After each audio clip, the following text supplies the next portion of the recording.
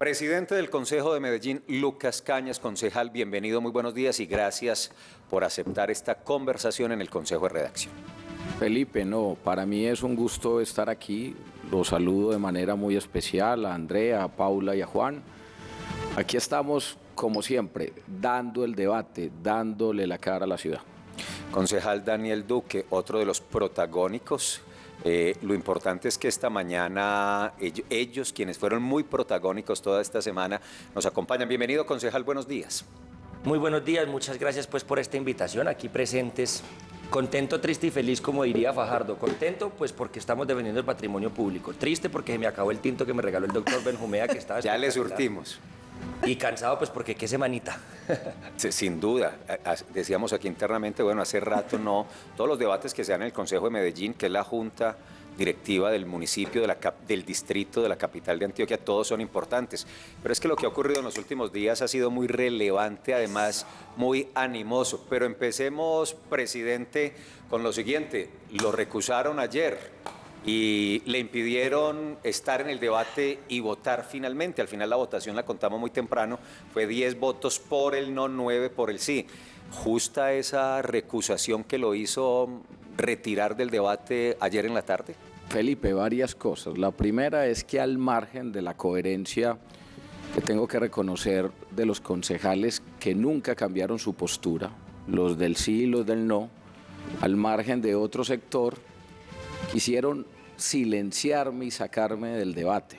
Esa fue una jugadita, como ya esa palabra se ha vuelto célebre en Medellín, y digamos que tenía un propósito y una intención, y era, uno, no tener al presidente del Consejo presidiendo un debate tan trascendental, y dos, no permitir que yo expresara mi voz libre, espontánea, coherente, y me pusieron una mordaza, casi al mejor estilo de la política del pasado, que con odio, con sectarismo, con injuria, con calumnia, sacan del juego al rival. Pero eso es legal, o sea, eso es un tema legal, la inhabilidad es un tema legal.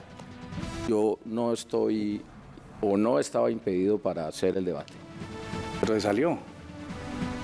Me salí, claro, me salí porque me correspondía en un ejercicio donde tocaba ya votar y que el Consejo y la plenaria tomaba la decisión. Pero cuando a mí me preguntan, ¿está impedido o no? No estoy impedido. Incluso EPM pudo certificar de manera clara y concreta que la empresa de mi padre no es proveedora y no tiene ningún negocio con EPM. Entonces, es importante, concejales, el presidente, poner en contexto a los televidentes, lo hablamos esta mañana, lo vieron en nuestra nota informativa, esa recusación y esa solicitud se soportó en el hecho de que el señor padre del presidente del Consejo de Medellín tiene un proyecto en energías renovables. Y recuerden que EPM dijo de darse esta discusión y esta aprobación, si es que cursaba su trámite en ese sentido, los 2,3, 2,5, 2,7, el valor que fuera de esa enajenación, iría a un proyecto estratégico de energías renovables. Y eso es lo que lleva a pedirle al presidente del Consejo de Medellín que se abstenga, que no participe y se retire, que fue lo que finalmente ocurrió. Por eso le pregunté, ¿fue justa esa recusación? Yo pienso que no, y por eso me mantengo de que no tenía el impedimento, pero yo soy un hombre que se somete a las reglas de juego en democracia.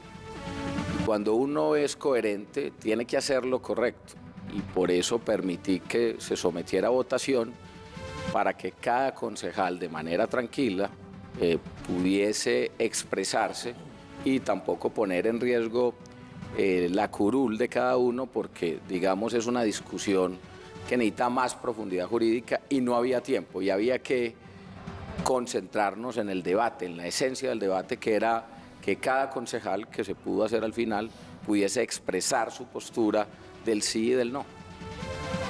Concejal Daniel Duque, como decía Felipe en la presentación, pues a usted lo vimos muy activo durante todos estos debates.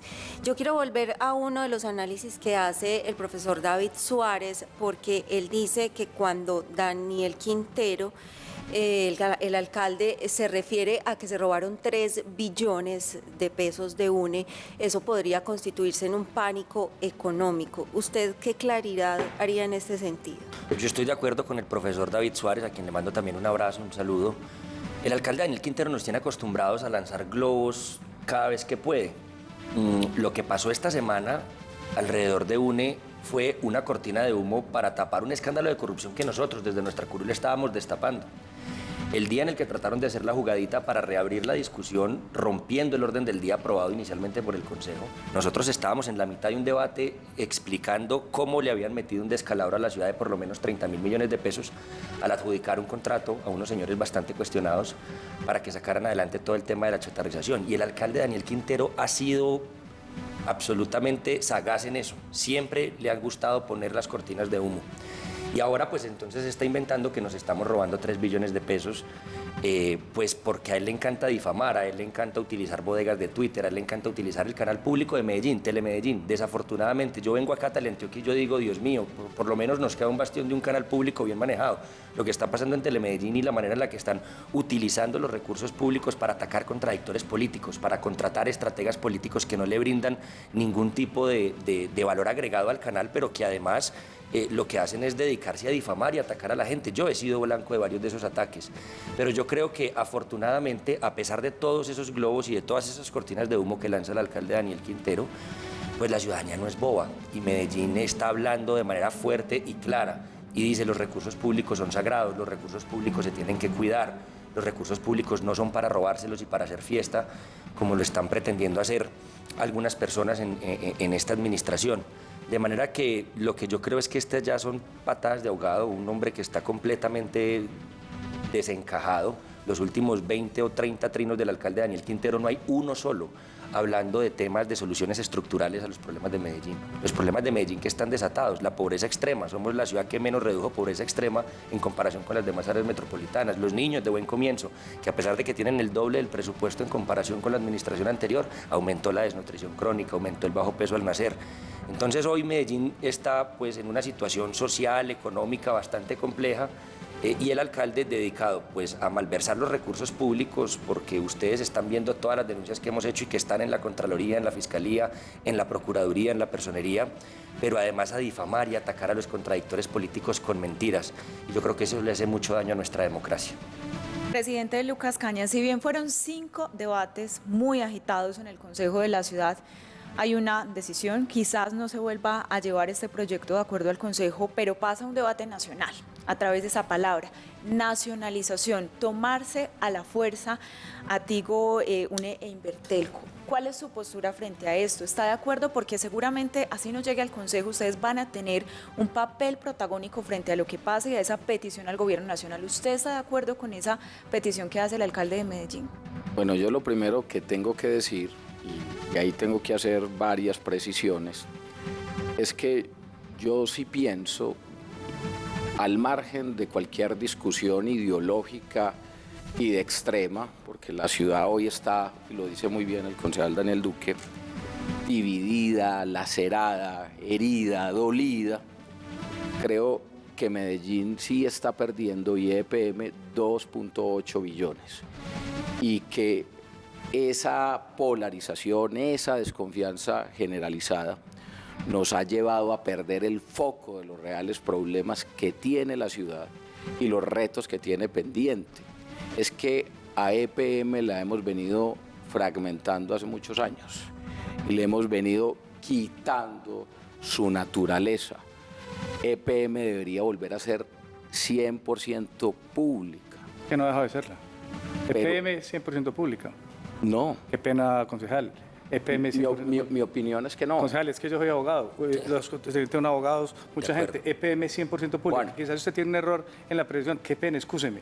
EPM es pública. UNE es la que tiene capital privado. Pero EPM es 100% pública. Juan, es una discusión. No, concejal, qué pena. Seamos claros. No es discusión, es un tema legal. EPM es 100% pública. Ahora yo no estoy de acuerdo. No, bueno, okay. No estoy de acuerdo porque cuando a una empresa le dejamos atrapados 2.8 billones en Mílico ¿Esa es otra empresa, concejal? No, nosotros nos equivocamos en la fusión. Nosotros nos equivocamos en la fusión. Debimos hacer otro ejercicio y esa es una discusión que podemos tener en otro escenario, pero voy a responderle la pregunta. ¿Está de acuerdo con esa nacionalización? Voy a responderle la pregunta a Paula. Yo pienso que hay que revisar y que el Consejo de la Ciudad de Medellín tiene que discutir ese tema en relación a esa nacionalización que me parece ya una medida bastante peligrosa. Es un tema que no puede pasar del resorte del Consejo y de la ciudad. Y ya el Consejo habló y hay que respetar en democracia lo que dijo el Consejo y lo que está diciendo la ciudad. Uno tiene que entender cuáles son los momentos y hoy la ciudadanía se está expresando a través de los concejales. Entonces yo lo que creo es que tenemos que concentrarnos realmente en los grandes problemas que tiene Medellín. Y yo sí pienso, por ejemplo, Antioquia necesita por lo menos 600.000 millones o 800.000 al tema de las 4G y no los tiene. Y perder 2.8 billones que son necesarios y son importantes para capitalizar lo que le da rentabilidad social a EPM, que es la energía, el agua y el gas, es una tarea pendiente que tenemos, pero que la desconcentración que hoy tenemos y la inmensa polarización no nos permite tomar las grandes decisiones que necesita Medellín. Y muchos sectores, la academia, los gremios, los medios de comunicación, hicieron ese llamado de urgencia, pero hay una inmensa polarización en la ciudad que no nos permite concentrarnos en la esencia de los problemas. Concejal Daniel, lo veo mordiéndose los labios con ganas de replicar. Hágale, 30 segundos antes de la pregunta de Benjumea. No, yo no estoy de acuerdo. Lo que pasa es que a mí me parece que ha venido haciendo escala, que entonces lo público siempre hay que privatizarlo y que hay que irlo vendiendo poco a poco. Y yo no estoy de acuerdo con esa postura, yo no estoy de acuerdo con esa posición. Todavía no sabemos cuánto cuestan las 4G, todavía no sabemos cuánto cuesta la subasta del espectro electromagnético. Y de hecho yo creo que lo que tenemos ahora es una oportunidad para que el presidente Gustavo Petro diga, por ejemplo, que aquellas compañías de telecomunicaciones que tengan capital público pues puedan pagar menos por precisamente presentarse a esa subasta. Ahora lo que tenemos es también, digamos, un reto en materia regulatoria que está en cabeza del Congreso de la República, pero también bajo la iniciativa del Gobierno Nacional, y yo estoy convencido de que, pues por lo que uno ha escuchado al presidente Gustavo Petro, es una persona que es amiga de lo público y que, sabiendo que tenemos una empresa donde el 50% más uno de las acciones son públicas, le pertenecen a empresas públicas de Medellín a través de UNE, que es una de sus empresas, pues yo creo que vamos a lograr sacar eso adelante. 7:24 presidente. Mire, en la página de EPM dice: Empresas Públicas de Medellín, más conocida como EPM, es una empresa industrial y comercial colombiana de propiedad del municipio de Medellín, 100% pública, creada el 6 de agosto de 1955. Es una empresa multilatina de servicios públicos de energía, gas, agua, la más grande de Colombia en este sector. Eso quiere decir, presidente, que estamos hablando de una empresa EPM que es 100% pública. Cuando usted dice que el tema es de volver a hablar de esto, es que es iniciativa del gobierno local. Usted como presidente del Consejo ha tratado de decirle al alcalde, hay otros temas que usted mismo lo menciona, que es precisamente los que deben tratar en el Consejo y no otra vez insistir, porque cada que se insiste es un tema de polarización. Sí, ayer escuchábamos a los técnicos y a los financieros de EPM que llevan años en la empresa, que aman y les duele la empresa, que no son el resultado ni de la burocracia ni de las transiciones políticas, y hablaban de la inmensa necesidad de hacer esa desinversión. Uno también tiene que escuchar todas las voces, sin asumirlo como nada personal, desde una posición serena, autocrítica, reflexiva. Y yo no estoy desconociendo el papel de las telecomunicaciones. Yo lo que creo es que le hemos perdido el foco a la naturaleza y a lo que implica ser una empresa como EPM, que hoy su gran rentabilidad social, hoy lo que le da utilidad a EPM es la energía, el agua y el gas. Y es la manera como podemos consolidar a esa empresa donde realmente es fuerte.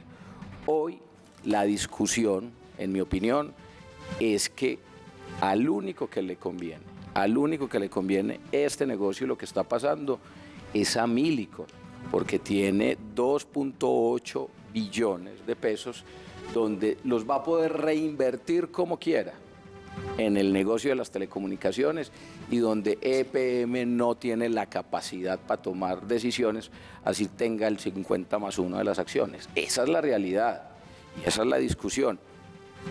Y la fusión nos trajo inmensas discusiones y, digamos, inmensas reflexiones, y yo por eso me sostengo en la firme convicción de que esa desinversión era necesaria y era oportuna por el momento que está viviendo EPM. Obviamente soy respetuoso de lo que se dio en el debate ayer y creo que ya tenemos que concentrarnos en los grandes problemas estructurales que tiene la ciudad, que tienen que resolverse, que no dan espera y que la ciudadanía necesita soluciones a los problemas, necesita gobernantes que no estén en medio de la agitación y la polarización, porque el odio y el sectarismo nos está dividiendo como ciudad y eso nos hace inmenso daño. Los liderazgos tienen que ser inteligentes, que inciten a la concertación y al diálogo. Y les voy a decir una cosa, el tiempo me viene dando la razón. Yo, Lucas, tuve el valor civil en medio del debate electoral de decir que me abstenía de votar por Rodolfo Hernández, porque yo no era capaz de votar por un señor que se ufanaba de limpiarse las partes íntimas con la ley.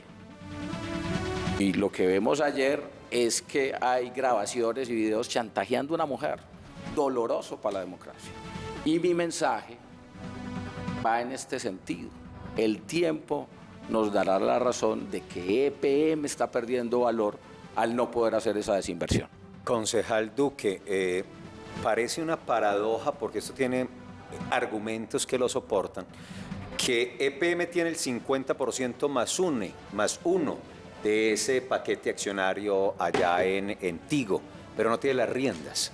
¿Es posible, bajo las condiciones actuales, recuperar las riendas de esa inversión? Porque muchos sí coinciden en que la plata sí está, el porcentaje lo tiene EPM, pero no maneja nada de esos 2,5, 2,8 billones. ¿Es posible recuperar esas riendas que realmente sean al servicio de lo público y no de lo privado?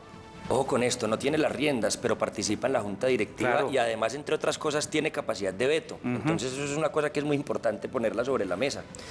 Hay mucha gente que está dando también este debate desde lo financiero y yo creo que eso es muy interesante. Si uno revisa cuál ha sido la evolución de UNE en el mercado de las telecomunicaciones en comparación, por ejemplo, con sus competidores más grandes, Claro y Movistar, uno se da cuenta que todas esas empresas han caído en sus acciones por lo menos en un 70-80% durante los últimos 10 años, mientras que por el contrario UNE se ha venido valorizando, que es una cosa bien importante. Y entonces el alcalde habla de unas pérdidas financieras, que son pérdidas contables. Ojo con esto, pérdidas contables, porque la inmensa mayoría de las utilidades, el 100% de las utilidades de la empresa Tigo han sido reinvertidos en la empresa para mejorar la calidad del servicio. ¿Y qué es lo que tenemos hoy? Que Tigo se pasó a Movistar. Hoy tenemos la segunda empresa de telecomunicaciones más importante de Colombia, en medio de un contexto claro como el de la cuarta revolución industrial, donde necesitamos más y mejor internet para todas las familias, especialmente para las más pobres, porque es la gran herramienta de movilidad social en materia educativa y demás. Y entonces yo lo que creo es que tenemos un gran potencial, pues, de crecer y de estar allá adentro. Pero entonces, ¿qué pasa con la prima de control? Pues el alcalde lo que está proponiendo es una nacionalización, una expropiación, por así decirlo, pero fíjese que a lo largo de las discusiones del debate, incluso algunos concejales del Centro Democrático con los que yo conversaba, se atrevían a proponer, por lo menos internamente, la posibilidad de declarar de utilidad pública esa prima de control, que es una cosa que le compete al presidente de la República, y que yo creo que son cosas que tienen que estar sobre la mesa. A mi juicio, digamos, creo que esto es una cosa que hay que analizar con mucho más tiempo y con muchos más argumentos, y creo que todavía falta mucha tela por cortar alrededor, pero lo que yo creo es que el camino es la vía regulatoria, que necesitamos que el Congreso de la República tenga en cuenta qué es lo que se va a hacer. Y termino con una cosa. En este momento, el alcalde Daniel Quintero, mientras tenía dos sombreros al mismo tiempo, uno, el de ser dueño de la mitad más uno, pues, o por lo menos el representante de la mitad más uno de las acciones de Tigo, pero dos, el de, como alcalde de Medellín, proponer la red neutra que iba en detrimento de nuestra empresa, que es una cosa, pues, que a nadie le cabe en la cabeza. ¿Cómo podríamos hacer el tema de la red neutra? Pues lo que yo creo es que el presidente de la República, el Ministerio de las TICs, de las telecomunicaciones y demás, el Congreso de la República tienen que sentar a los grandes competidores del mundo de las telecomunicaciones y decirles cómo vamos a hacer para juntar las 3 redes que ustedes tienen, las de las 3 grandes compañías, y cómo las vamos a ayudar a conectar. Nosotros, el Estado, podemos ayudar a poner el resto para que logremos una gran red a nivel nacional que mejore las condiciones de conectividad y que pues permita que todos los operadores puedan pegarse de esa red, ya sea alquilándola a los demás operadores o ya sea, pues digamos, comprándola. Entonces yo lo que creo es que aquí todavía quedan muchas opciones y ese tiene que ser un mensaje muy importante que le quede a la ciudadanía. La única opción no puede ser vender lo público. Aquí tenemos que revisar qué otras opciones existen, cuáles son, y hay que ponernos creativos, pero hay que defender el patrimonio público. Es que Uruguay ya lo sabe, China ya lo sabe, hay muchos países que tienen empresas de telecomunicaciones con capital público que saben que es estratégico, que es importante, que en contextos de cuarta revolución industrial el papel del Estado va mucho más allá de simplemente dedicarse a lo regulatorio y también tratar de participar de ese mercado pues con unas condiciones que le permitan, pues por supuesto, no hacer detrimento de lo público, pero también entender que no solamente va a ser el mercado el que regule esta situación tan compleja. Presidente Lucas Cañas, usted se refiere a la importancia de los liderazgos positivos y yo quiero preguntarle qué opina de que el mayor argumento o el principal o el que repetían muchos de los concejales durante todos estos debates es la falta de confianza frente a la administración del alcalde Daniel Quintero, que los debates técnicos podrían darse a favor y en contra de esa venta, pero que lo que primaba aquí en buena medida era que no querían entregar poder sobre ese dinero a la alcaldía de Daniel Quintero. Y también frente a eso mismo de los liderazgos positivos, pues un alcalde que constantemente incluso llamó ladrones a los concejales que no aprobaron esta venta. ¿Eso qué le hace pensar a usted frente a ese liderazgo del alcalde? Bueno, varias cosas, porque usted lo dice muy bien, Andrea, de la inmensa responsabilidad de los liderazgos positivos, propositivos e inteligentes. La polarización nos lleva a la desconcentración. Y digamos que cuando nosotros nos salimos del foco del debate, de la esencia del debate, y confundimos el compromiso y la responsabilidad política que tenemos con la ciudad, y empezamos a escuchar voces de un lado, del otro, insultos que no son solo del alcalde. Hoy los sectarismos y las extremas en Medellín nos tienen en esta discusión. Hay sectores que han invitado a que nos concentremos en la toma de decisiones y que nos juntemos en relación a grandes temas. Este era un tema que necesitaba el concurso de todos. Yo quiero valorar, por ejemplo, que hubo concejales que siempre de manera coherente se mantuvieron firmes en una posición, que no la cambiaron. Lo que le hace daño a Medellín es jugarle sucio, decirle mentiras de un lado y del otro. Y nosotros planteamos un escenario, el último escenario, no con obsesiones, sino con diálogo inteligente. Venga, señores Centro Democrático, planteemos una solución, pongan las condiciones y pónganlas de manera taxativa. Ellos lo hicieron, se sentaron con nosotros, les permitimos ser los dueños del debate y del proyecto de acuerdo en aras de hacer esa desinversión.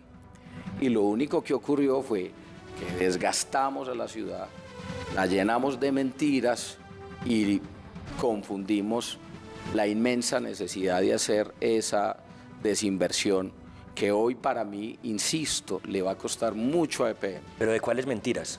¿De cuáles mentiras? Porque decís que llenamos de mentiras la discusión. ¿Cuáles mentiras? ¿En qué no me refiero a vos, Daniel Duque. Yo no estoy diciendo que vos hiciste parte de ese debate. Yo estoy diciendo que el Centro Democrático le mintió a la ciudad, porque desde un principio era más fácil decir que no, pero no desgastarnos. Es que, y creo que no tenés que hacer de abogado defensor del Centro Democrático, porque vos has defendido una postura siempre y has sido coherente.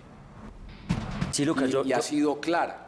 Entonces uno en estos ejercicios tiene que decirle la verdad a la ciudad. El expresidente Uribe le pidió al Centro Democrático, independientemente de la división que hay en Medellín, independientemente de la polarización que hay en Medellín, señores, hagan esa desinversión.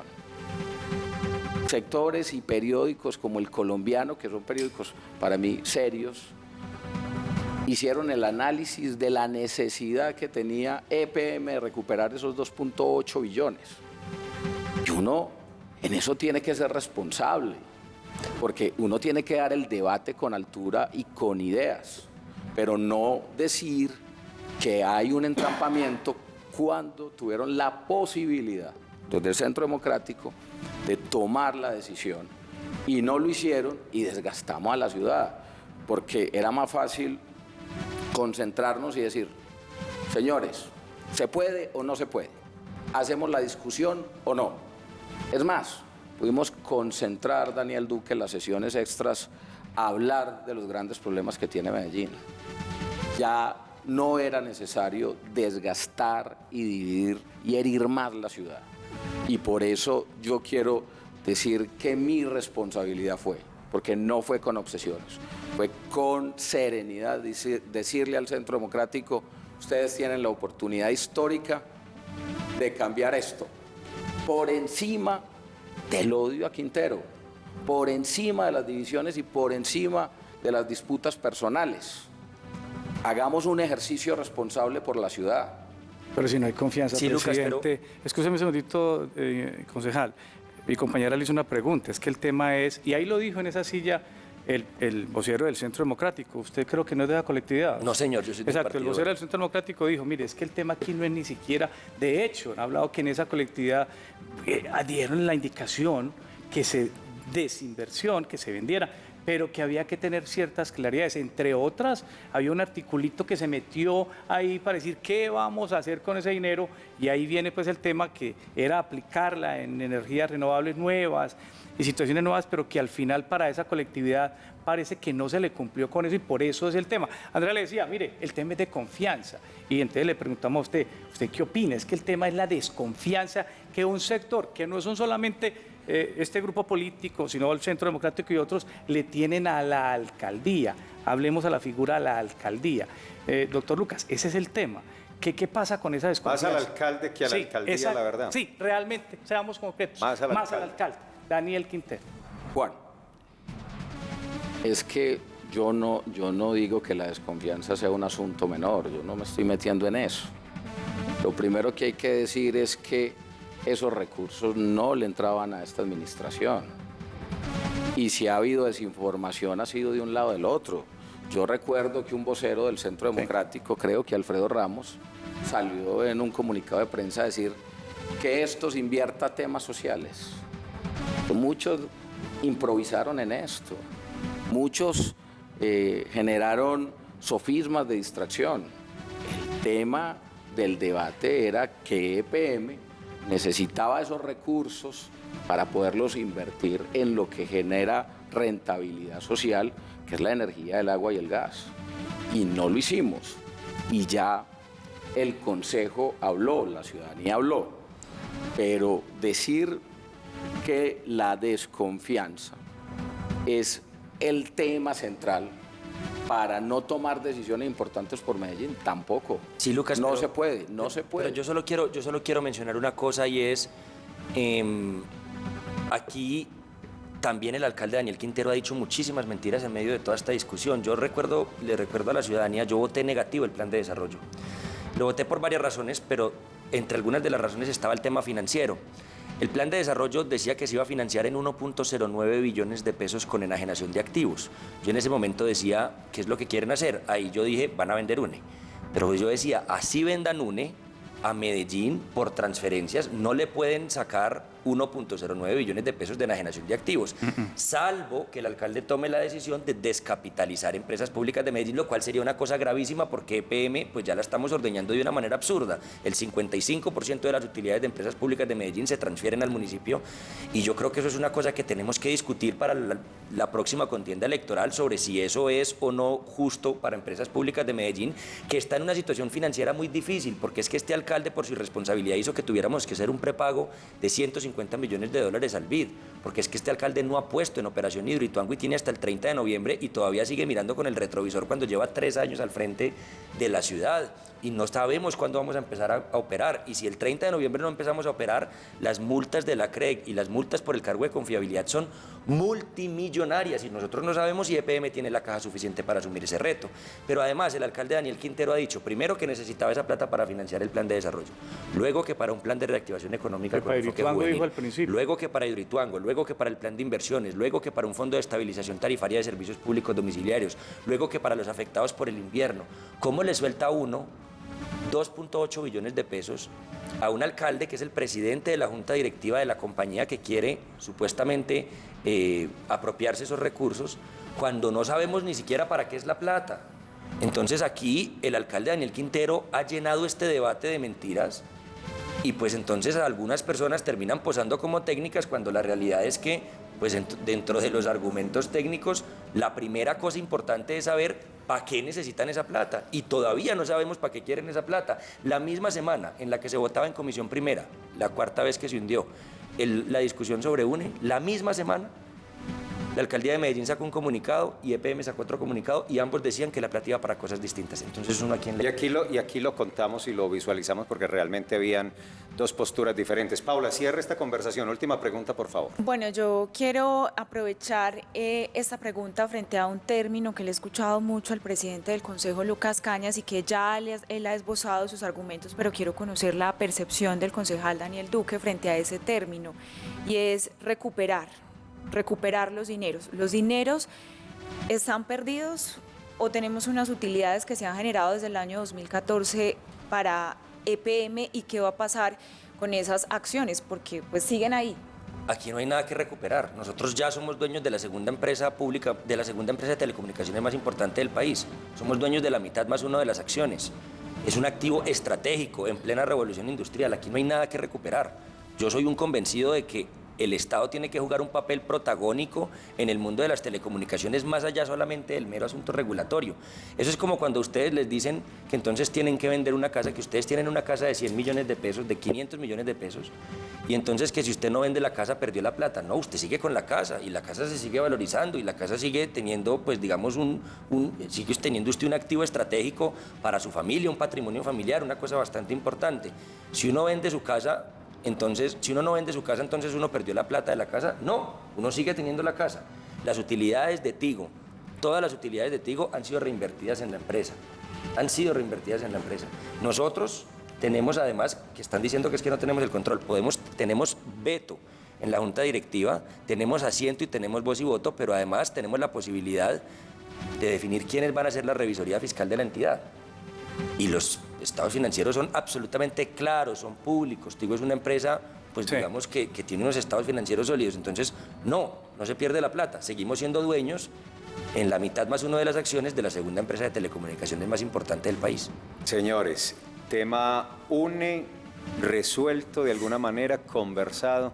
En el segundo capítulo no tenemos tiempo para eso, pero no los puedo dejar ir sin preguntarles lo de Hidroituango. Sí. Que si empezáramos esa conversación nos tiraríamos otros 30 o 40 minutos a las 11. Exclusivamente hablando de eso. No hay tiempo para eso, pero sí para consultarle, presidente, rápidamente, concejal, muy rápidamente, su postura. Hoy estamos esperando una nueva visita del alcalde de Medellín, Daniel Quintero, al proyecto hidroeléctrico y que se fije una fecha que ahora sí se cumpla, porque las fechas se vienen incumpliendo de la puesta en funcionamiento en la generación de energía y los días se están venciendo y se caen rápido del calendario y va a llegar el 30 de noviembre y si no estamos generando energía en ese momento, y lo digo a título de los antioqueños con la energía que necesita el país, las sanciones van a ser multimillonarias. 30 de noviembre. Presidente, ¿cuál es su postura? ¿Qué espera usted que ocurra hoy y del futuro cercano del proyecto hidroeléctrico que es clave para este país? Yo lo que creo y estoy convencido es que la opinión pública, la ciudadanía necesita claridades, necesita la verdad, saber qué está pasando con Hidroituango. Es que a mí me llegan muchas versiones de que hay un plan Tortuga, que hay un boicot. Necesitamos saber qué es lo que está pasando y por qué se cambian las fechas. Internamente, ¿qué está pasando que estamos poniendo en riesgo la entrada? Escúcheme, usted dice que le llegan versiones y esta semana hubo un trino suyo. Usted decía que... Video. Exacto, un video y usted ahí en el consejo diciendo, mire, yo tengo, me han llegado informaciones que hay, los contratistas, hablaba usted, están poniendo un palo en la rueda en el proyecto. Plan Tortuga. Pues, exacto, un plan Tortuga. Pero es que no hay pruebas de eso. Exacto, usted tiene pruebas de eso, concejal, pruebas de fotos, argumentaciones, porque es que eso es un delito, de alguna manera, usted lo sabe. Juan, tengo información, tengo pruebas, voy a hacer citación de debate de control político, lo voy a hacer la próxima semana. De fiscalía también. Y voy a citar los órganos de control para que ellos nos digan de manera clara, concreta, y le digan a la opinión pública qué está pasando. Y eso es lo que queremos saber, y a mí me gusta mucho que usted me increpe, porque es la manera como construimos en democracia y hacemos el debate. Y yo no sé por qué se cambian las fechas.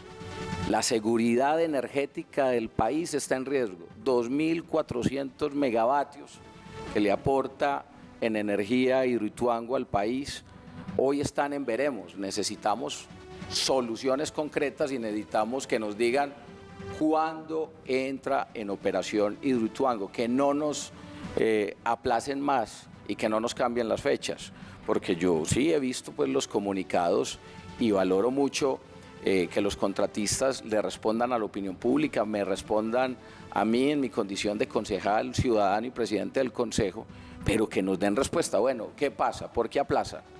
Que nos cuenten, porque ustedes mismos lo están diciendo. Se anuncian unas fechas y se cambian. No, todas las fechas se han incumplido. Todas. A la fecha, todas las fechas se han incumplido. Entonces que nos digan el porqué. Que nos digan el porqué. Mire, ayer sentado en esa silla, el gerente de la sociedad, los dueños del proyecto decía, los noruegos están haciendo un trabajo subacuático, retirando el material, y mientras no se retire ese material, no se puede abrir esa compuerta para llevar el agua al generador de energía, al primero, porque si se abre, se daña todo, absolutamente todo. Ese trabajo, dijo él ahí, debió estar hace un año y empezaron en septiembre a hacerlo. Al 30 de noviembre eso no va a estar. Pues EPM dice que alcanzará, pero es muy lógico respecto al reto técnico lograr cumplir antes del 30 de noviembre con esa condición. Concejal Duque, un minuto también para usted, por favor, para que nos diga su postura frente a Hidroituango. Cuentos es lo que hay alrededor de todo el tema de Hidroituango y especialmente encabezados por el alcalde Quinteros. Y él dice que los subcontratistas, porque el contratista es EPM es el que contrató a los constructores, a los interventores y a los diseñadores. Si él dice que esos subcontratistas están haciendo un plan Tortuga, al igual que el presidente del consejo, pues que muestren las fechas de los cronogramas. Yo nunca he visto que el consorcio se haya comprometido con una fecha. Es más, sería bueno preguntarle al alcalde Daniel Quintero con base en qué análisis dijo él que Hidroituango iba a empezar a operar el día de su cumpleaños, que nos lo explique el alcalde Daniel Quintero, con base en qué análisis técnico él definió que la fecha de su cumpleaños era la misma fecha en la que iba a empezar a operar Hidroituango, y que nos diga entonces también qué ha hecho Empresas Públicas de Medellín, cuántos comités ha habido con el consorcio constructor, cuáles son las actas que hay de ese consorcio constructor donde se demuestran punto a punto los incumplimientos del subcontratista, y si efectivamente ha habido pues incumplimientos del subcontratista, cuáles son las acciones que EPM, como el que los está contratando, ha tomado. La caducidad del contrato, existen muchas figuras jurídicas para que en caso de que él logre demostrar que estos señores subcontratistas han incumplido, pues que lo hagan. Yo no estoy aquí defendiendo a los subcontratistas, esos señores pues tendrán que defenderse solos, pero lo que sí es claro acá es que el alcalde Daniel Quintero se ha inventado un montón de fechas de inauguración de Hidroituango, que llevamos 3 años bajo el mando de Empresas Públicas de Medellín, con el liderazgo de él como presidente de la Junta Directiva, que ha puesto 4 gerentes, que cambió a la mayoría de vicepresidentes, que creó vicepresidencias nuevas, que ese staff directivo está lleno de gente sin idoneidad, que están allá por mérito político y no por mérito gobierno tecnocrático, que tiene una junta directiva en EPM que es de bolsillo y que pues entonces él es el encargado, él es el responsable de poner a operar Hidroituango. Si él no era capaz de poner a operar Hidroituango antes del 30 de noviembre del 2022, pues no ha debido presentarse como alcalde, porque ante lo que estamos en este momento es ante una gran amenaza de detrimento patrimonial, una gran amenaza para la seguridad energética del país, una gran amenaza para las familias que viven aguas abajo y sobre todo una gran amenaza para empresas públicas de Medellín y sus finanzas.